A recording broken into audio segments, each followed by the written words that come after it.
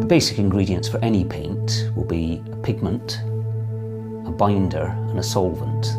The fundamental ingredients are boiled linseed oil, egg and water. The pigments, which we have here, are a range of inorganic mineral pigments, and it is necessary for linseed oil tempera to use mineral pigments. Traditionally, the main one that would be used for the white would have been lead oxides, but now for obvious health reasons we don't use that. So in this instance we have titanium dioxide. This is a yellow iron oxide. This is a French lavender blue. This is a copper carbonate, and this is lamp black, which is essentially just a very, very fine soot. And this here is the mix that I've used, which is blended from these pigments. The most difficult thing about making this paint is actually getting consistency of colour. So it's quite important to keep a very accurate record of the pigments that you've used and the proportions you've used them in. And it's also necessary to weigh them very, very carefully. It's not enough to just use the scoops and have level scoops. You really do need to have a very accurate pair of scales, which is the reason I bought these, that weigh down to 1/10 of a gram. And that's especially important when you come to the black, because only the very tiniest quantity of black is used, probably 1/1000th of the quantity of white that we've used here.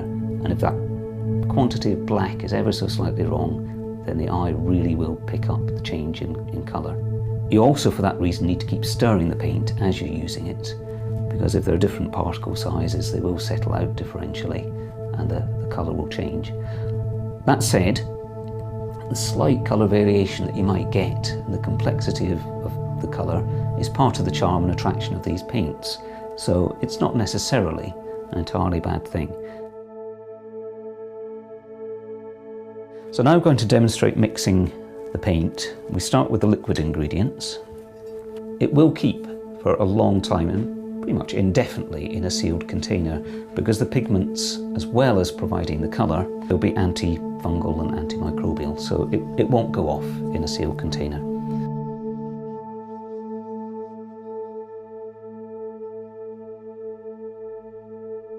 The reason I wanted to be a little careful with that is that we want equal quantities of egg, linseed oil and water.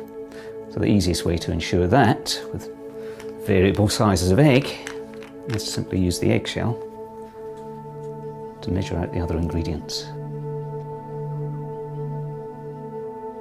Next, add the linseed oil. Obviously we'll try not to get any bits of shell in here, but I will put the whole mix through a sieve at the end anyway, so it's not a huge problem if we do. Mix those two together. You'll see that thickens up rather as it would if you were making mayonnaise. Then again, using the eggshell to measure of water.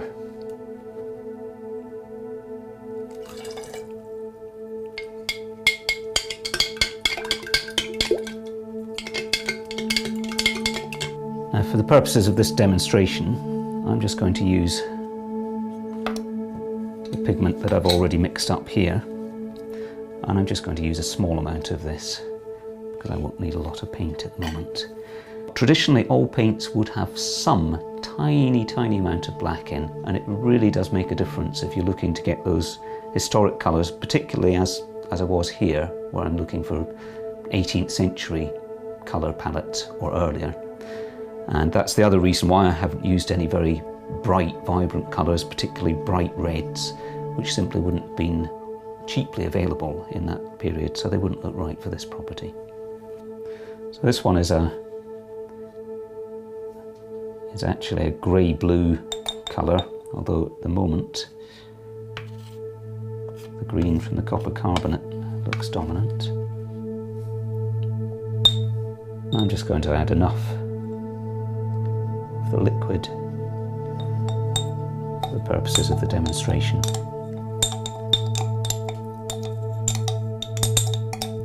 What we're looking to get is a consistency that again is not much thicker than single cream. It can go straight onto the bare wood. The first coat gives good coverage. 2 coats should be enough for almost any purpose. So it's very, very durable, particularly in interior applications, but it can also be used in exterior applications. Although I have found in direct sunlight that tends to fade it a little, which is part of what gives the historic property its charm and authenticity. Again, a soft, fine brush.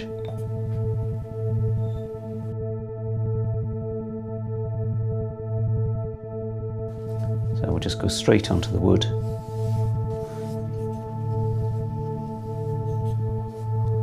What you will find with this paint though is that it won't go onto a completely impermeable material.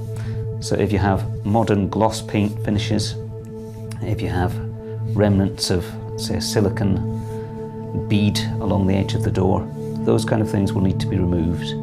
And you do want to lightly key the surface first, just to help with adhesion on that first coat. A couple of coats is generally fine for most applications, and you'll find that the paint in most situations is highly durable. In fact, I believe the National Trust have used similar recipes on many of their properties to reduce their maintenance cycle. Whereas a modern paint might need to be redecorated every 4 or 5 years, this you might wipe over with a cloth with a little linseed oil and repaint far less frequently.